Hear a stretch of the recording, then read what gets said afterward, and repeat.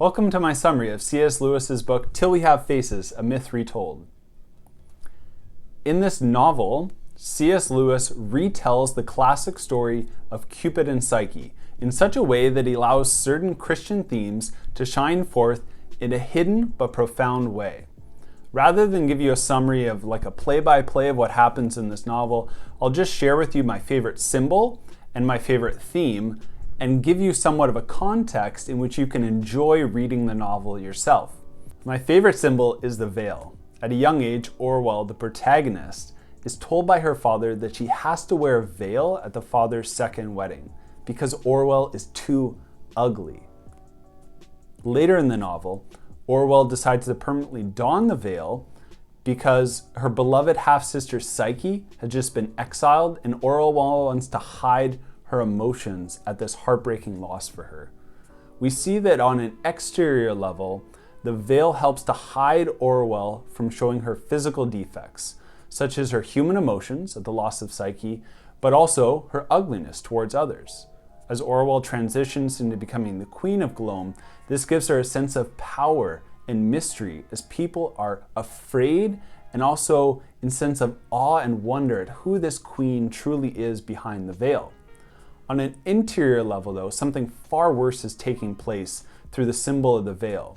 The veil shows that Orwell is being hidden in her spiritual defects, such as her impurity of motive and the impact that her actions have upon other people. Underneath the veil, Orwell undergoes a horrible transformation into the goddess Ungit, in which Orwell comes to realize that she too is someone that devours her lovers through her jealous and possessive qualities of her love. My favorite theme is that of self-understanding. And throughout the entire novel, we're able to go on a journey of self-understanding ourselves through the life of Orwell. As I shared, Orwell at a young age is told by her father that she is too ugly. This makes her feel unloved and unlovable. As a result of this, Orwell goes on this mad quest, this desperate search to secure the love of other people. Because her love is both jealous and possessive, Orwell devours the life of those that she is trying to secure the love of. We see this in the life of Psyche, the fox, and Bardia.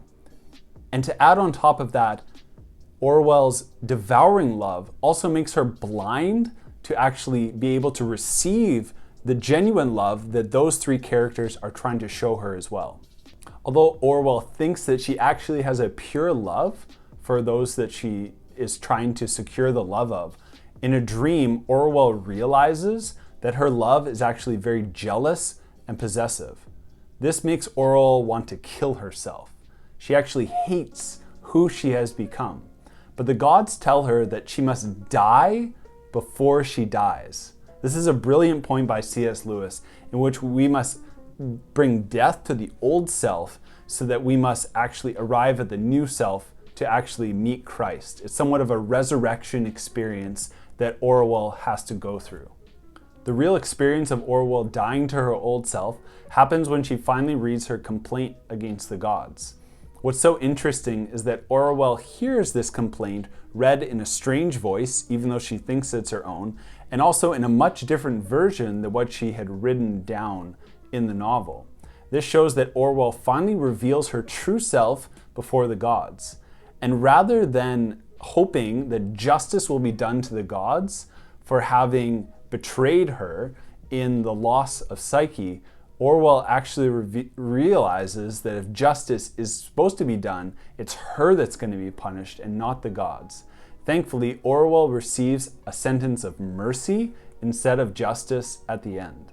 Orwell's journey of genuine self-understanding is also her journey of discovering who God truly is.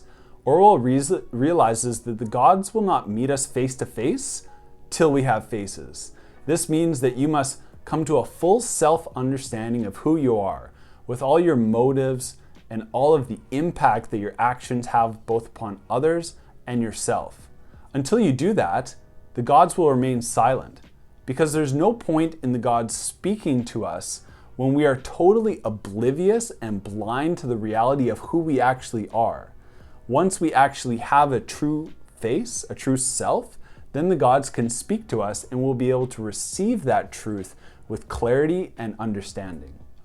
I'll end this summary with my favorite quote from the novel, which is Orwell's final words, in which he says, "I ended my first book with the words, 'No answer.' I know now, Lord, why you utter no answer. You are yourself the answer. Before your face, questions die away. What other answer would suffice? Only words, words, to be led out to battle against other words. Long did I hate you, long did I fear you. I might."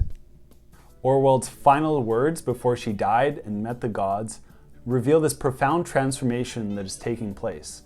I invite you to use these words in your time of prayer as well. When we are face to face with God, no words are needed. Just being in the presence of the one who truly understands us completely should suffice. God bless.